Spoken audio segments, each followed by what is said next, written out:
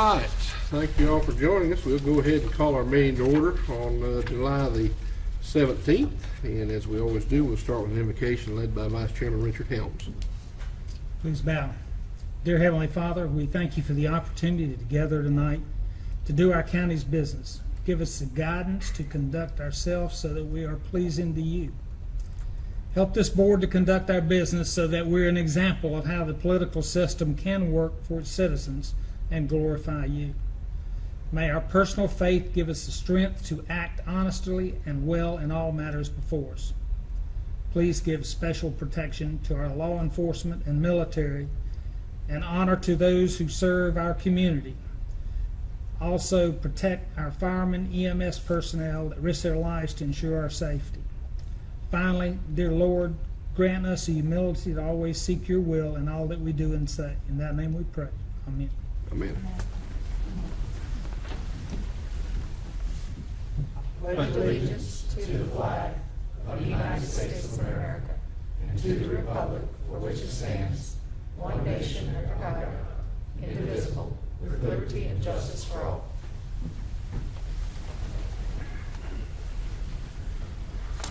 All right, at this time we'd like to recognize some employees who have had some milestone anniversaries with the county.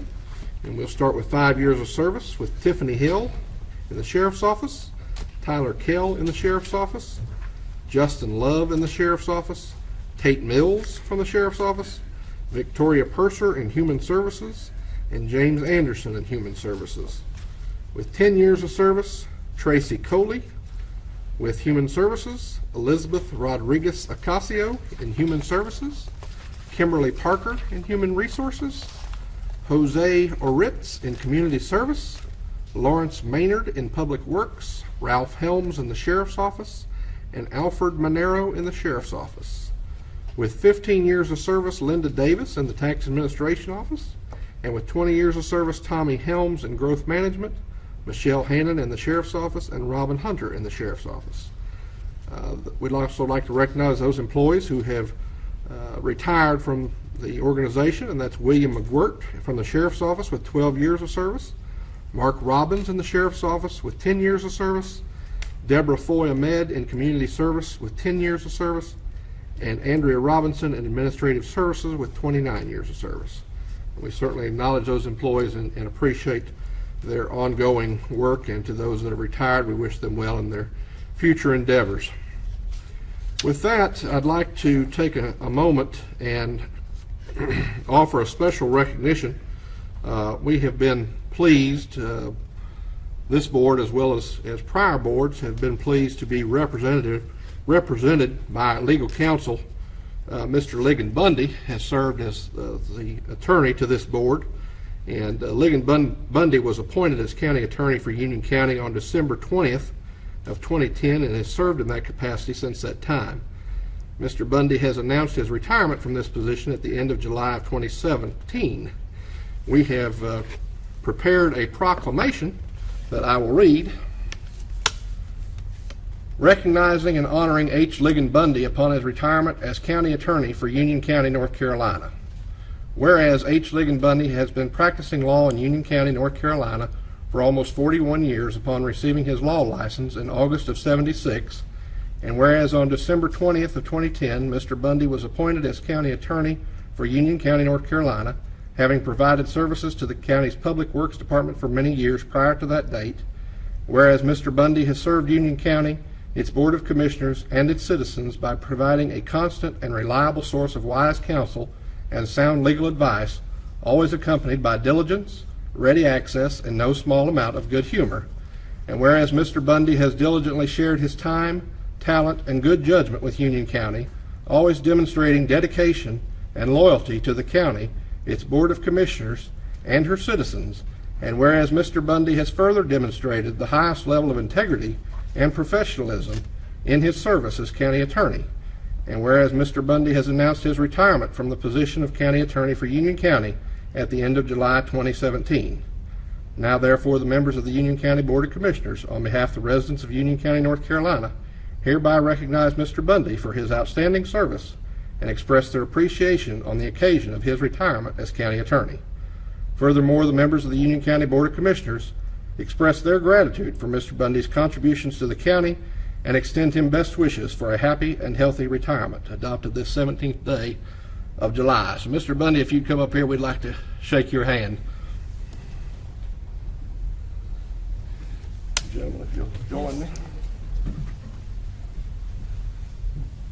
Thank you, sir. Thank you. We appreciate you. Thank you very much. Thank you. Thanks a lot, William. Thanks. Thanks, sir. Thanks. Congratulations. Thank you, sir. And with that, I'll take a motion to adopt that proclamation. Make a motion we adopt proclamation for Ligon Bundy. All in favor? Aye. Opposed? None. You can keep it. All right. All right. With that, we'd like to also take a moment and recognize Michelle Lancaster. Michelle was fortunate enough, or we were fortunate enough, that each year the North Carolina City County Managers Association recognizes an assistant manager who has demonstrated excellence in their profession. Ms. Michelle Lancaster was named as the 2017 Assistant Manager of the Year for her work as Assistant County Manager with Union County. And so, Michelle, if you'll join us up here, we'd also like to recognize you.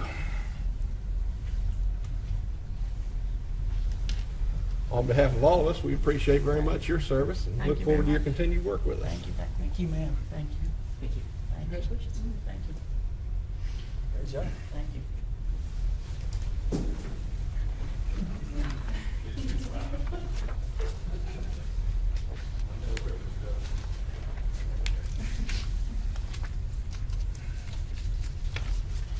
All right, that will take us to item number 6, public hearing, and I'll now open the public hearing, CZ 2017-003, 1507 Providence Road. And Mr. Matthews, I assume you're here to speak on that.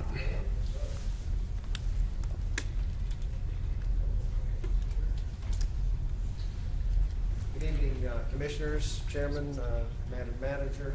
Tonight you have a rezoning request in front of you. This is conditional zoning number CZ 2017-003. It is rezoning a piece of property from R40 to B2 conditional. Just to give you an idea of where this property is located, it's actually on Highway 16 Providence Road, not far from the intersection of Newtown Road. This is a parcel that was previously the Providence Volunteer Fire Department station.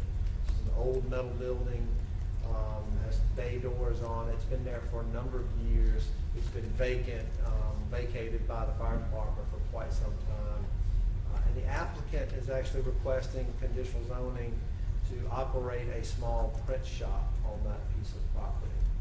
So just to give you a little bit of background, the property is served by a septic system. It does have water, but it's served by a septic system on the property. Environmental Health has evaluated the property to see if it's appropriate for the use. It is. It will meet the use requirements for this.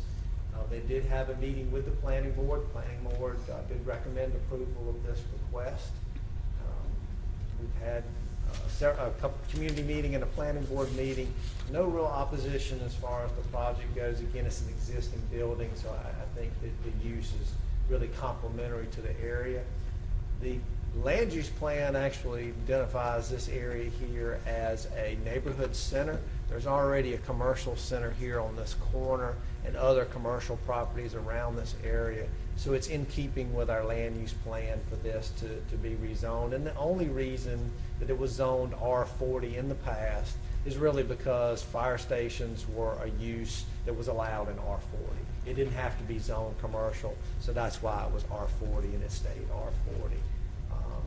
Again, I don't think that it is an R40 use and it was intended to be an R40 use, so we think that B2 conditional is compatible with it. Just to give you a little idea of the site, this of course is Providence Road. The building is here. It does have a paved area in the front and a gravel parking along the side. It has 2 entry points, one approximately in this area and then one in the area here where the actual building is. There were some conditions that were requested for the applicant to consider. Of course, the applicant is here tonight, and I think he'll be here to answer questions. This is just a small business owner, so I'll try to give more of the details. Our ordinance does not require this area to be paved. He has a minimum number of spaces, so he can use gravel, that's fine. One of the requirements, however, is because of the septic system is relatively small, he was required to put a barrier up and protect the drain field for the system. He has done that, and he's also agreed that as that is part of a condition, that he will go along with that. Also, one of the other conditions is that the access points will be in and out, not a dual access. So in one direction, out the other. And DOT has reviewed that. There is a little bit of a sight distance issue with this piece of property, but they were okay with access being an entry point on one end and an exit point on the other end. They were okay with that. We again think that is fine. At some point in time when Highway 16 is widened, which will be in the next few years, there will be some changes here. It may actually restrict this to only a right in, right out. At this point in time, though, there's no restriction. They certainly could make a left or a right into the property. There's no restriction, but at some point in time, there could be a restriction based on that improvements to Highway 16.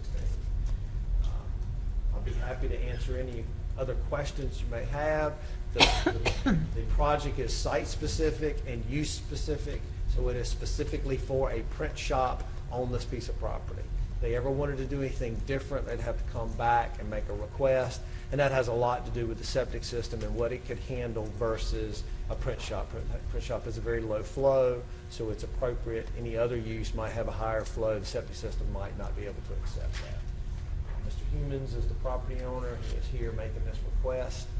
He's available for questions, and I'll be happy to answer any questions that you might have about the project.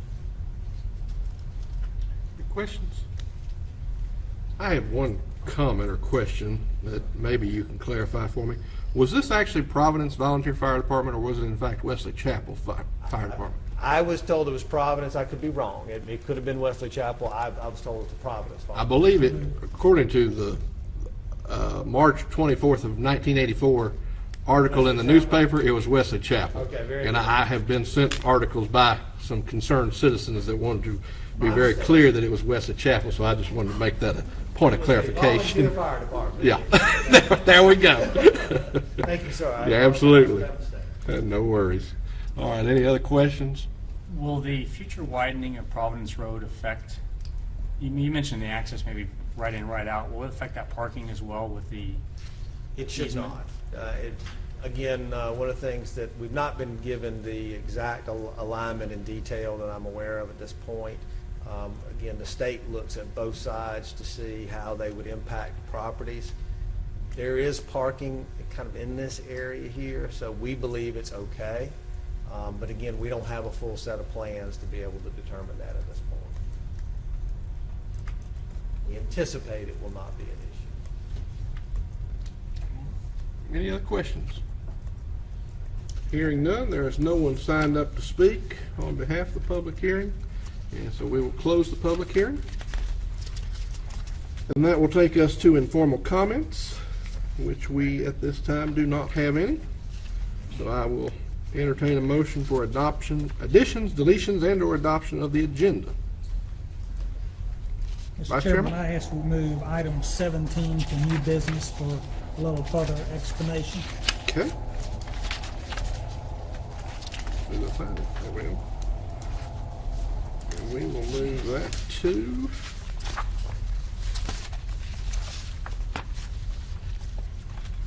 we'll put that under new business as item 20A.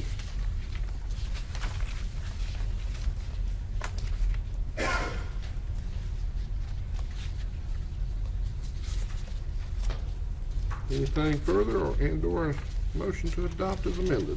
Let's move, sorry. Move item 12 to the new business, please. Move item 12. Okay. We will make that 20B under new business.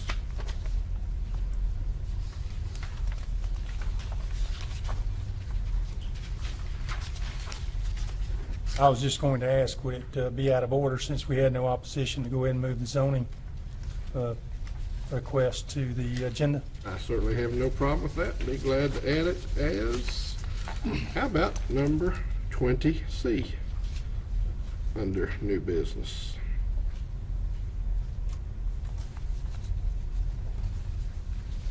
Anything further?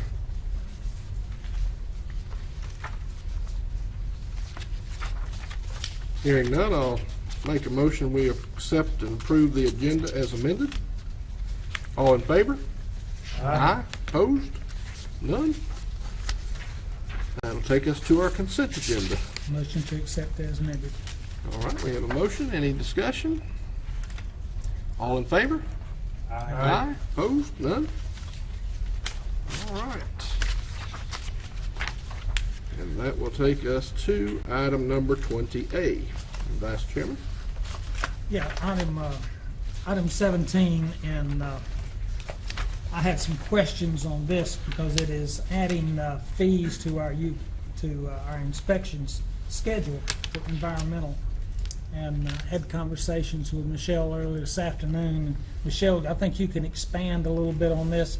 I apologize, I am on the DHS committee. I missed that meeting because I was like 5 days out of total knee replacement, and I just couldn't make it to the meeting that night. But the only question I have is the fees for $150 fees for inspection of for the, I assume it's the low pressure systems and the well repair. Yes, the new fees. Those are the Yes, questions they we have. previously they were not fees, and going to 150 seems, I won't say excessive, but it's quite large. And Yes, sir. As I mentioned earlier, a couple things that I would point out on this. This, as you will remember, when you went through your budget discussions, the additional staff that were added for environmental help, these fees actually were anticipated to support those new staff. This was inadvertently left out of your budget package when that was adopted, so that's why it came before you tonight as a consent item. So this was always contemplated, and that's why the Human Services Board adopted this at their June meeting. To answer the specific questions, the fee increases, or the new fees that you see, were included at those amounts based on the research that staff had done to what they would consider comparable counties. And Tracy Colley is here from Environmental Health if there are more specific questions than I can answer. But based on the counties that we reviewed, Orange County, Carteret, Brunswick, Chatham, those fees range from $25 to $300 to $400. So our staff felt like $150 based on the information that they gathered was an appropriate fee to set at this time. The other thing that I would point out that I shared with Commissioner Helms earlier today is this is a particular inspection that we have not been doing for the last few years that is mandated by the state. And we want to add these two staff people and this fee so that we can get those maintenance inspections back up to where we should be. And they vary according to the type of system that folks have. They're either a 3, 4, or 5, and the time period that they have to be inspected ranges from once every 12 months, once every 3 years, or once every 5 years. And this is really in the best interest of the property owner that those maintenance inspections are done so that if there are issues, that they're identified early so that they don't get into a situation that's much more costly. So to specifically answer your question, we feel like the $150 is appropriate. We, of course, like we would every fee, as we go through the course of the year and come back at budget time next year, if we believe that it's inappropriate either up or down, we'll bring that to you with the proper information. But based on the information we've gathered, we believe that's the appropriate amount, and the Human Services Board approved that amount as well for your final approval. is there a target to having this staff in place to start these inspections? I'll let Tracy answer that. I think as soon as possible, but it's going to take a while. Really, as soon as possible is what we're anticipating, although it does take a while to get someone, interviewed, hired, and then placed in trained, particularly if they're an intern and not already a registered environmental specialist that we're stealing from another county. So as soon as possible. Okay, thank you. You're welcome. What's the anticipated revenue for the increased fees? So For the totality of fees, we adjusted our revenue by about $150,000 upwards. Now, since this will be a new activity for us, that's our best guess, but we will, of course, adjust that going into next year's budget if we believe that we missed that target. We may be too conservative on that one, but I think we'll be close. We made some adjustments overall on environmental health fees. So you'll probably recall, Commissioner Simpson, back in December, the board actually approved some additional fee changes. So this is just a component of that environmental health fee array. So in looking at that in totality, we adjusted our revenue estimates upward for environmental health, but not just based on these fees alone. My only concern is what goes up rarely comes back down. So in the future, there's always excess revenue that gets used for something else. And some of these are, like the mandated fee, to go from 0 to 150 is a pretty significant jump for something. And if we don't know exactly what it is, you mentioned it's conservative. I think that's a large jump. So my initial reaction to that is you'll also remember that for environmental health, we're supplementing that with county tax dollars. And so we're really trying to get our fees at an appropriate level so that we would be offsetting our county contribution, if you will, to this through fee charges, which is appropriate and called for by the statutes in North Carolina. Well, and that goes back to my other concern is that because it is supported by property taxes, it would have to be supported by property taxes. The same individuals that are going to be charged the fee are paying property taxes as well. So we're kind of hitting them twice for the fees and for taxes. Even though I know it's not a direct hit, it's somewhat of a double dip. So I have concerns with the increases for both of those. In part of our conversations, you were talking about the multi-levels and the type, and it's the, my understanding is the type of low-pressure system gets more complex by the requirements of the need, I guess you'd say. And you said some of the other municipalities have a graduated charge for those inspections. They do. Why are we not taking that approach? And let me tell you what my concern is a lot of low pressure systems will be at homes that are maybe single wides, and this $150 could be the same as a month's rent. So I'd like to see us go back and evaluate that aspect. We're not going to kick it in. We haven't got the people to do it right now. And give us a little time to see if we can come with a graduated schedule that's maybe more tax friendly, like Mr. Simpson said. I'm happy to go back and look at that. My guess is we're going to come back with the same thing, but if your direction is for us to come back with a graduated fee, then that's what we would do. I'd prefer that if that's the action you're going to take, then direct us to go back and come back with a graduated fee, and that's what we will do based on the information we have. But based on what we've gathered, again, that's what the staff has come back with their recommendation. I'm not sure I'm going to get a different number out of them at this time, but I'm happy to come back with a graduated fee based on the information we have, if that's what you would prefer as a board for us to do. Commissioner Rushing? Due to the conversations that we had about this issue during the budget, where specifically environmental inspections were brought up as a need for increase in taxes and services, I find it hard that we left it out of the budget. I find it hard to believe that we left it out of the budget, or inadvertently left it out of the budget, because we had a lot of discussions about it, and we talked about it at length. I think, I know I questioned it a lot. My understanding is we have a backlog of inspections to do, and that was the great need to have these inspectors come in. If there's a backlog, then maybe the problem is not how much we're charging, but just getting out there and getting the work done and getting the fees that we're getting for these. So what I would prefer is to see this come up at next year's budget rather than right after this year's budget, when we talked about it time and time again. So if we discuss anything, I would rather see it during the budget process, since it was brought up in this budget. Let's talk about it next year and decide what we need to do, and that'll give you a better time to come up with a graduated fee schedule or whatever that we need. It'll also give you time to find the people. Did we cut any positions in environmental health?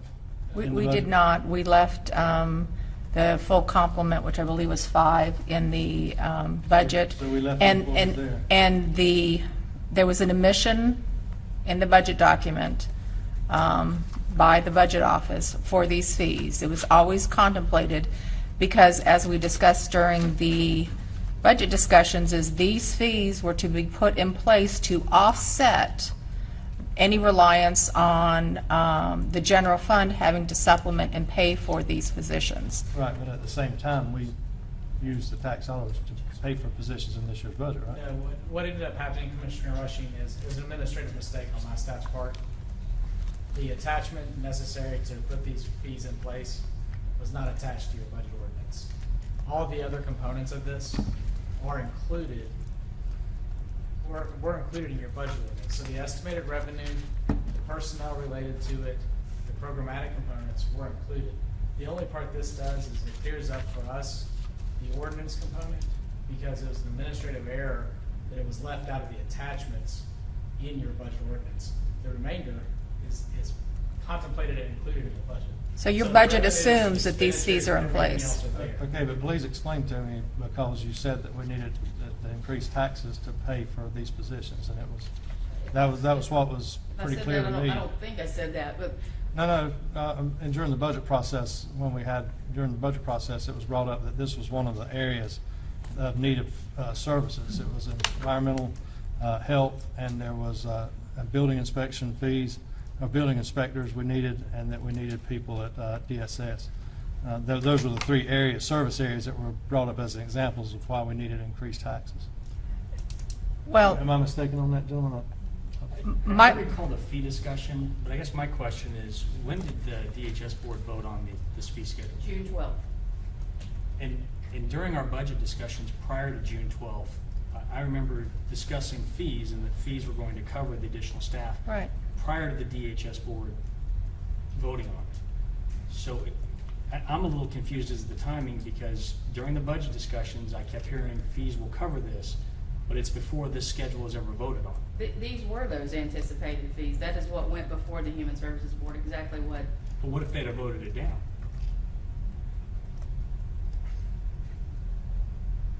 Good question. We would have adjusted our revenue appropriately, because we wouldn't have brought it to you. But- Based on the timing of their meetings, they didn't meet in May, and they met in June. We would have taken it in May. Actually, we didn't have a quorum. It was on their agenda for their May meeting, and that didn't occur. But that's where I'm having some concerns, because we were discussing it as part of the budget prior to that vote in June. And I was being told, and I think everyone in the meetings were being told, that it was covered by the fees. And now we're adjusting the fees to cover what, to my understanding, the fees already covered. Your adopted budget anticipates the revenue associated with these fees. What did not happen as part of the budget adoption was the fee schedule was not included as part of your budget ordinance. But as it relates to the personnel and as it relates to the associated fees to support those personnel, those fees were in your budget that you adopted. It's in the revenue that you adopted. I understand, but then it's the discussions that I have the concern with, is because before DHS voted this fee schedule, I was told that the additional staff was covered by fees. That was, It yes. was my understanding that that was existing fees, not another increase in fees. And when I look at the fees that are listed here, it's at least a 10% increase on even the existing fees. And my concern is the timing of what I was told versus what the additional fees now. We don't know what the exact revenue is. There's a lot of questions, and because of that, I'm not gonna be able to support it. I just have too many questions. If the staff wants to come back and give a better breakdown to me of kind of the impact of the fees, how it's gonna be, what the staffing is, how many inspections are gonna be done, I'll be happy to revisit it. But right now, based on the timing and some of the earlier discussions, I can't support it like this. And I apologize if that was your understanding during our budget discussion. I thought, my recollection is that we were clear in that we were, as part of the budget discussions, we were bringing forth fee increases that would offset those associated costs with those additional positions. But we may have not been that clear. But that's my recollection, but it could be faulty. Well, I'll just say I do recall it being stated that we were implementing charges that we had not charged for in the past to try to recoup some of those fees. I do recall that, and I'll just add that as a side note. Excuse me, Mr. Chairman. Yes, sir. Why have we never charged any fee up until now? Has there been a purpose of not charging a fee up until now?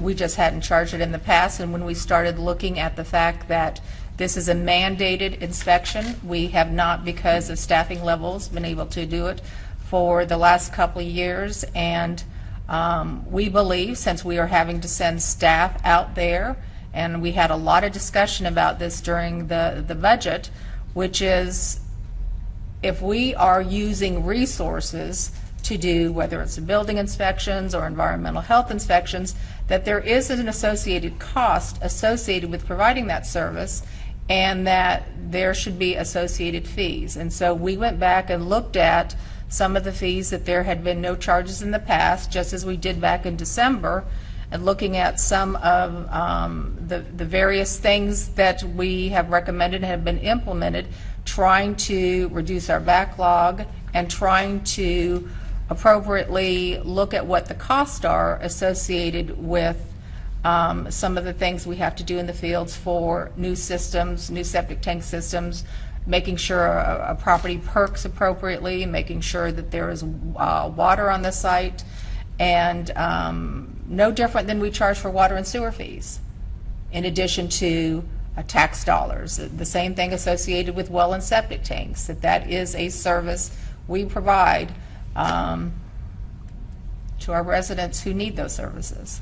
And I would agree with you on what you're saying. I'm not disagreeing that a fee is not the right way to go.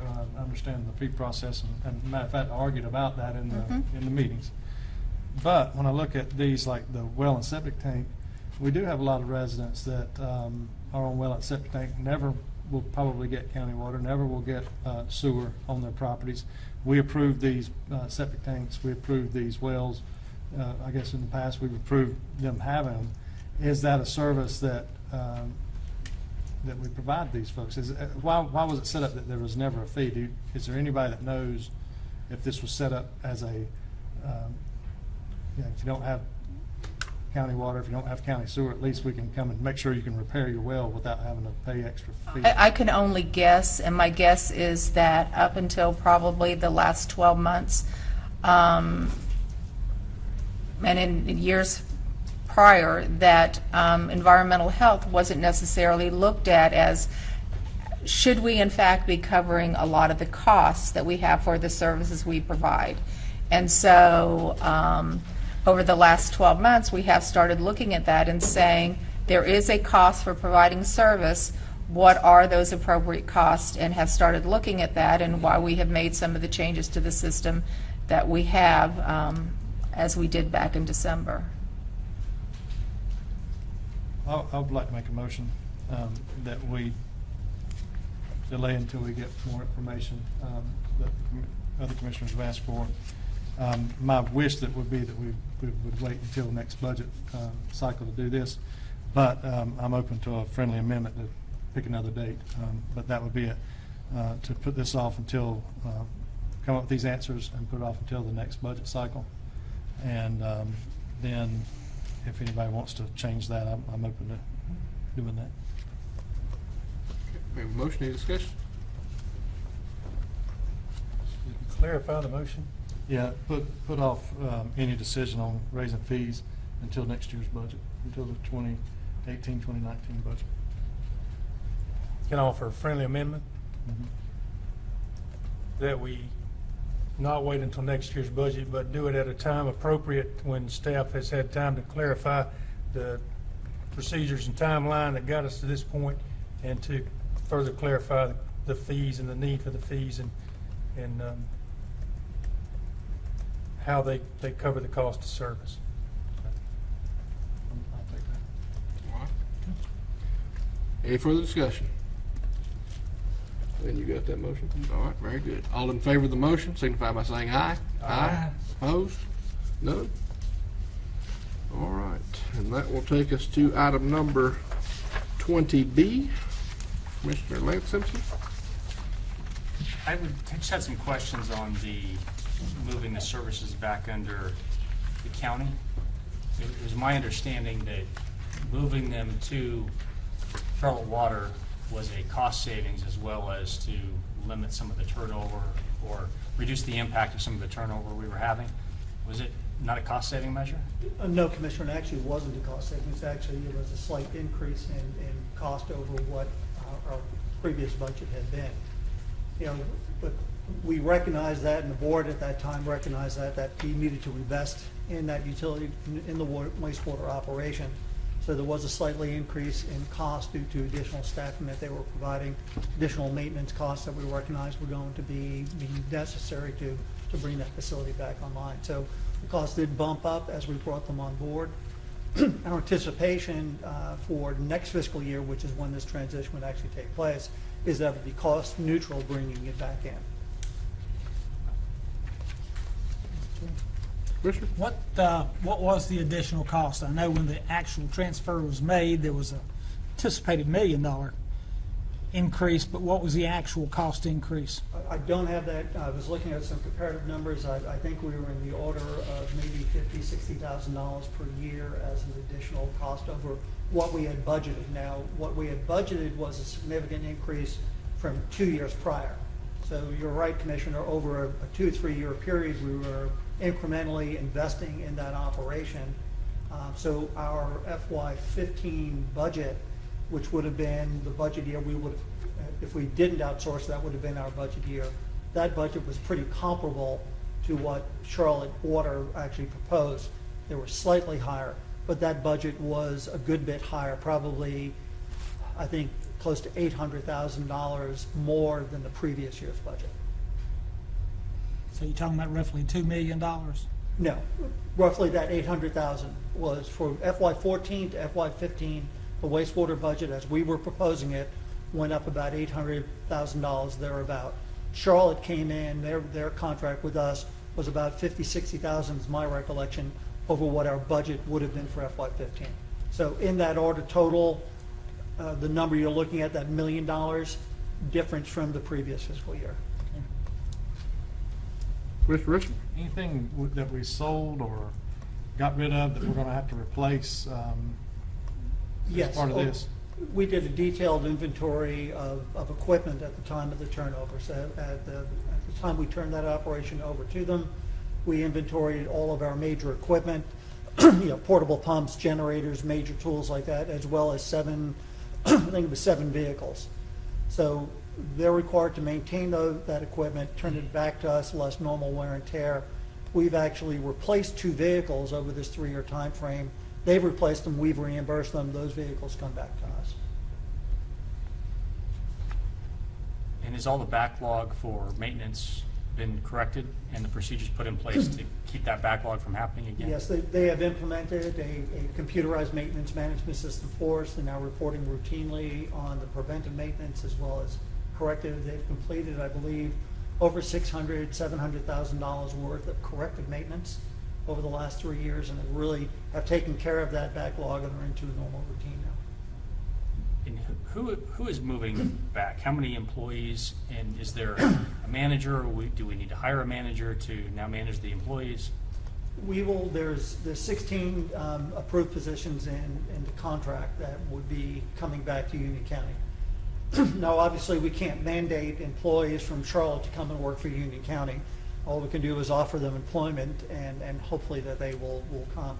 We're anticipating that we will have to hire a new wastewater superintendent. We had our eyes on one employee who is the chief plant operator there, and they just promoted him up.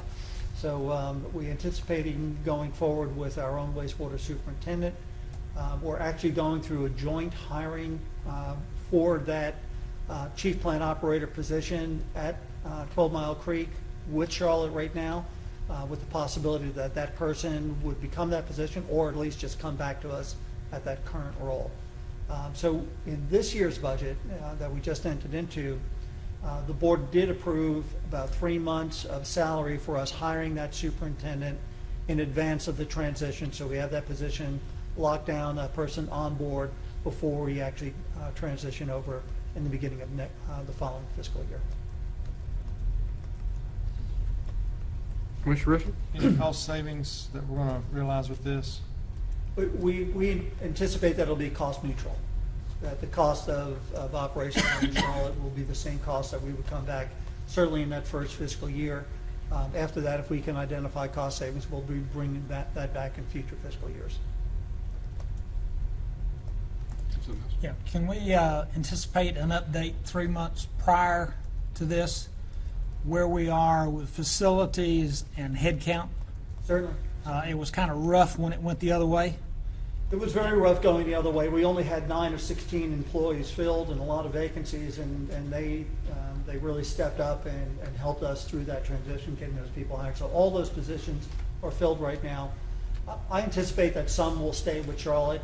We're hopeful that the majority will stay with the facilities and become Union County employees. This isn't unskilled labor. This requires skilled personnel, and that's why I say I'd like to have an update of where we are at least 3 months prior to this transition.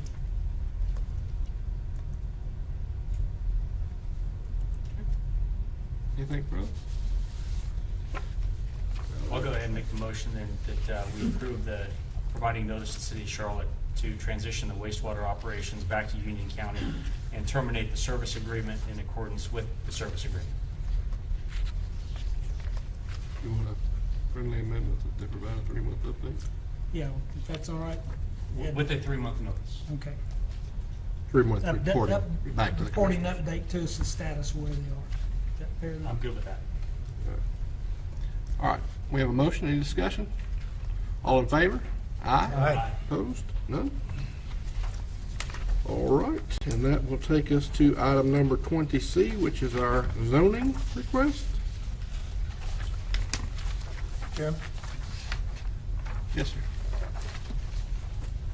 I'll make the motion when I get that. Okay.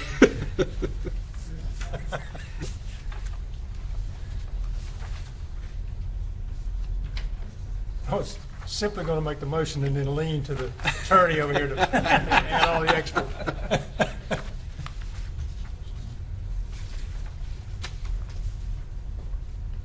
My motion would be to approve the conditional rezoning request from R40 to B2 CZ and incorporate the applicant's proposed development conditions as referenced and pursuant to North Carolina General Statute 153A 341. The board hereby finds and determines the adoption of the proposed map is consistent with the adopted Union County Comprehensive Plan, and the adoption of proposed map amendments is reasonably in the public interest because the proposed rezoning is in conformity with the Union County Comprehensive Plan, which designates this area as a neighborhood center, which anticipates neighborhood serving commercial development. The development being proposed on the site supports several strategies of the comprehensive plan, including SHOP. Proposed conditional district is located at a major intersection close to existing commercial activity, and the development that is proposed should result in a minimal amount of traffic generation along Providence Road. All right, very good. We have a motion to approve the rezoning and adopt the statement of consistency. All in favor, signify by saying aye. Aye. Opposed, none? All right, that will take us to item number 21. As you all know, we have entertained a number of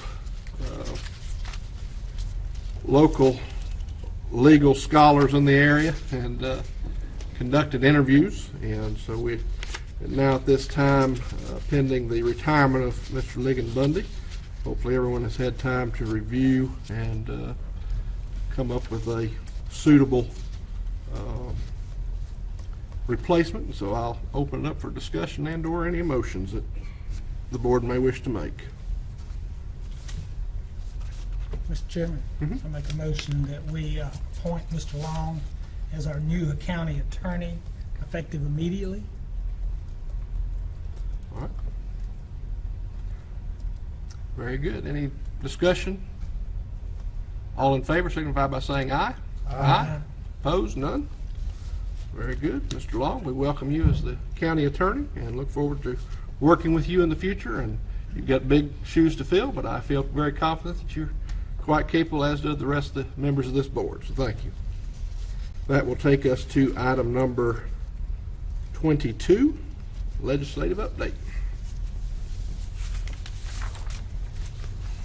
Thank you, Chairman Akmus. I have just a very brief PowerPoint.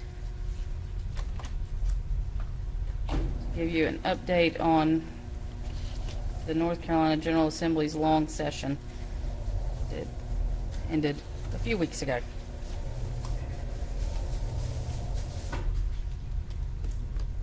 You'll recall that the board approved guiding principles for our work with the General Assembly this year during the long session that are outlined before you. Specifically, we had two primary goals that we expected our lobbyists to spend the most time on, and those were our Yadkin Water Project interbasin transfer and the capacity fees, the Supreme Court decision with the Town of Carthage case that had been heard before the Supreme Court. With the Yadkin Water Project, we identified potential legislative solutions, but none of them were introduced. We did not have an appropriate mechanism or an appropriate place to get those introduced, given where we were with the IBT certificate. With our recent contested case filings, which just came at the end of last week, we're now going to reassess our strategy and any opportunities that we may have to look for a legislative solution as we continue to go through that process. So we did have a lot of support, actually, from, I would like to thank Representative Arp and Senator Tucker were actually our two key members who were helping us with that, and Senator Berger's office with his environmental counselor that he has in his office really provided us some good expertise, but we just weren't able to get anything through the long session for that particular item. And we'll come back to you if there are things that we need further direction as we continue to look at what our options are moving forward with the IBT process. For capacity fees, we actually had a lot of success. We gained statewide authority for water and sewer system development fees and a reduction of the statute of limitations from 10 to 3 years for court challenges to these fees. This took a tremendous amount of work, and I would thank all of our delegation members, primarily Senator Newton, who actually worked on this significantly, along with Senator Bishop, and our lobbyist Daniel Baum, the League of Municipalities, the Metro Mayors Association, and the County Commissioners Association. They spent an extreme amount of time on this, and along with the Home Builders Association, and actually came out with unanimous support on both sides, the House and the Senate, for the compromise and the negotiated language that they developed. So this was really significant, and Union County really deserves a lot of kudos. We pushed this one forward. This was, without our staff's work and the work of our lobbyists, this probably would not have gotten nearly the traction that it did as early as it did. And so this really took a great amount of time, and while it looks like, maybe we went 1 for 2, I would say that one was really big, a really big deal, and folks around the state are thanking us for making sure that got where we got with that solution. A couple of items just of interest. These were not things that we necessarily took a lead in, but they are things that will affect Union County going forward. There was a bill that was titled the Child Welfare Improvement Bill that went through many iterations with lots of feedback from folks around the state. And the final product that came of that, that really would impact us, is that they're putting together a working group to study regional supervision and collaboration among county or regional social service agencies or programs. So this is something we'll just be following as they go along, because it really is looking at some regionalization. It started as mandatory regionalization, and over the course of the session it softened quite a bit to allow for primarily some collaboration and really looking at what are the best alternatives for how we provide social services in the state of North Carolina. House Bill 13 was focused on classroom size. You'll recall that the school board actually brought this to your attention, the issue of having to have mandatory changes to classroom size. House Bill 13 allowed for school district flexibility in this coming year. The reason that I point this out to you is because it does not fix this for future years. So we should expect to see this coming back again if there's not a solution that is identified. So that's something that we'll just keep on our radar and pay attention. I'm sure the schools will bring it to our attention too if there's not a permanent solution. Election law changes. House Bill 100 makes Superior and District Court judge elections partisan and changes the process for unaffiliated candidate positions. So this is something that affects all counties around the state. Brunch bill, I'm sure many of you have heard about this. It's gotten a lot of media attention. Senate Bill 155 authorizes local governments to pass an ordinance to allow the sale of alcohol by an ABC licensee beginning at 10 a.m. on Sundays. We've had GIS run a map for us to look at this just because we had gotten a few kind of random questions. We really only have, I think, 4 restaurants that are licensed in the unincorporated area. So at this point, I think what we would expect to see are the municipalities taking any action that's needed to satisfy the requirements of the brunch bill. You'll also recall that you passed a resolution earlier in the year seeking changes to the election method that's used by the Union County Board of Education. House Bill 520 changes the Union County Board of Education elections from nonpartisan to partisan, so that is effective change moving forward. Upcoming activities. As the session ended, it ended with a resolution that called for the 2018 short session to begin on May 16th. However, there are 2 additional dates that the General Assembly will be reconvening prior to that May date.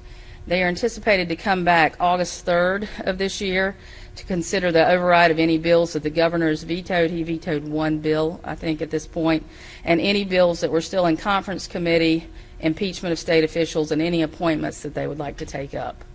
Additionally, we expect them to be back September 6th to consider judicial and prosecutorial redistricting changes that need to be taken care of, and they also had some catch-all language that would allow them to do other things in September. So they will be back in September and August, and potentially probably October, because with the judicial and prosecutorial redistricting, there will be some public hearing period that has to be allowed, so they will be back in October, I think, to make those final changes. Any questions? That is my update. I'm happy to take any questions. Thank you. All right, we appreciate it very much. Thank you. And that will take us to item number 23, appointments to boards and/or committees.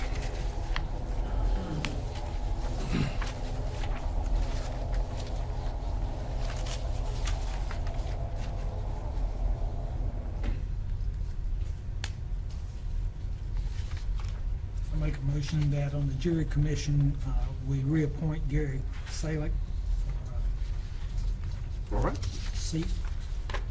All in favor of reappointing Mr. Gary Salick to the jury commission, signify by saying aye. Aye. Aye. Opposed? None?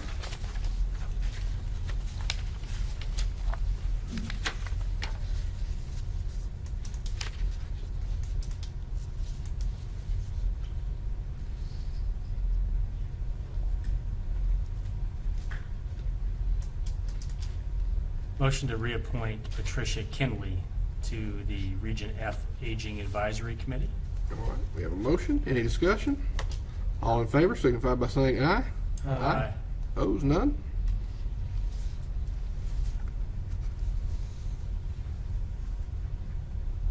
Make a motion to appoint Julia Mitchell to the Home and Community Care Block Grant Advisory Committee. All right, we have a motion. Any discussion? All in favor, signify by saying aye. Aye. Opposed? None? Chairman, on the Agricultural Advisory Board, we have 3 applications for reappointment: Alex Simpson, Hunter Latham, and Travis Starnes. All these young men are heavily involved in production ag here in Union County, and I wholeheartedly move for their reappointment. All right, we have a motion. Any discussion? All in favor, signify by saying aye. Aye. Opposed? None?